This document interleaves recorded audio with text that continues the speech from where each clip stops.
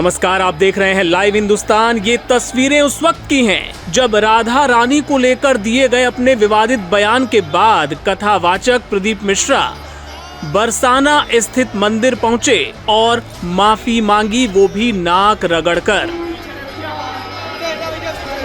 साधु संतों के भारी विरोध के बाद बरसाना पहुंचे कथावाचक प्रदीप मिश्रा ने राधा रानी के सामने पहले सिर झुकाया और फिर दंडवत होकर नाक रगड़ी। कथावाचक ने राधा रानी से माफी मांगते हुए कहा कि जो कुछ उनके मुंह से निकला उसके लिए राधा रानी उन्हें माफ करे, राधा रानी के भक्त भी उन्हें माफ कर दें। साथ ही कथावाचक ने यह भी कहा कि अब वो अपनी हर कथा के दौरान ये बात दोहराएंगे कि जो गलत शब्द उन्होंने राधा रानी के बारे में कह दिए उसके लिए उन्हें माफ कर दिया जाए। और ये सब कुछ जब वहां चल रहा था उस वक्त मंदिर परिसर में भारी संख्या में पुलिस फोर्स भी तैनात किया गया था।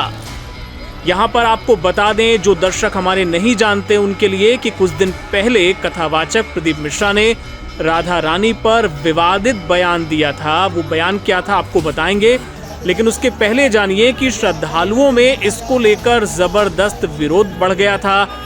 सोमवार को ब्रजतीर्थ देवालय न्यास की ओर से एक महापंचायत रास मंडप में बुलाई गई थी और इस पंचायत में साधु संतों और ब्रजवासियों ने मिश्रा को ब्रज में न घुसने देने का ऐलान कर दिया था। साथ ही कथावाचक प्रदीप मिश्रा द्वारा राधा रानी को लेकर की गई टिप्पणी के मामले में मुकदमा दर्ज कराने का भी आह्वान किया था और मुकदमा न लिखे जाने पर साधु संतों ने आंदोलन करने की चेतावनी दी थी।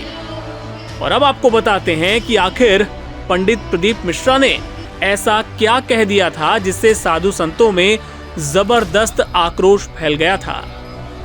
दरअसल पंडित प्रदीप मिश्रा ने एक प्रवचन के दौरान कह दिया था कि राधा रानी बरसाना की नहीं बल्कि रावल गांव की रहने वाली थी। बरसाना में उनके पिता का दरबार था और वो एक साल में एक बार वहां पर जाती थी।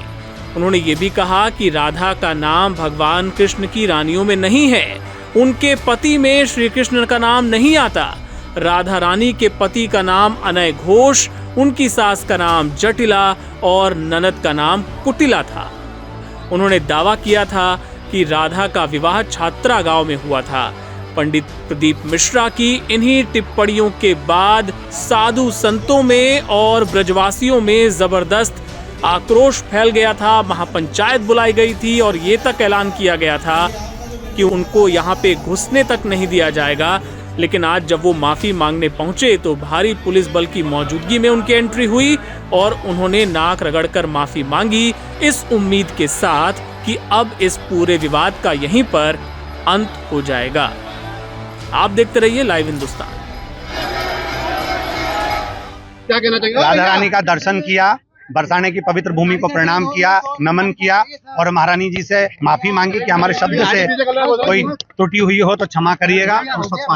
राधा रानी ने उनको सद्बुद्धि दी और जैसे हम लोग चाहते हैं कि नाक रगड़ के माफी मांगे, साष्टांग दंडवत प्रणाम श्री राधा रानी के आगे उन्होंने करी, नाक रगड़ी और बाहर आकर के मीडिया के सामने कहा कि मेरे द्वारा किसी को कोई कष्ट पहुंचा हो उसके लिए मैं क्षमा प्रार्थी हूं। और उनके अंदर सद्भाव दिखा, उन्होंने तरीके से माफी मांगी। राधा रानी के साथ जो उन्होंने गड़बड़ बोला था उनके चेहरे पे प्रायश्चित दिख रहा था, उनके चेहरे से लग रहा था कि हाँ उन्होंने गलती करी है, लेकिन उन्होंने क्षमा भी बड़े मन से मांगी है। आज के इस जो कुछ हुआ है उसे देख करके हम लोग बड़े प्रसन्न हैं।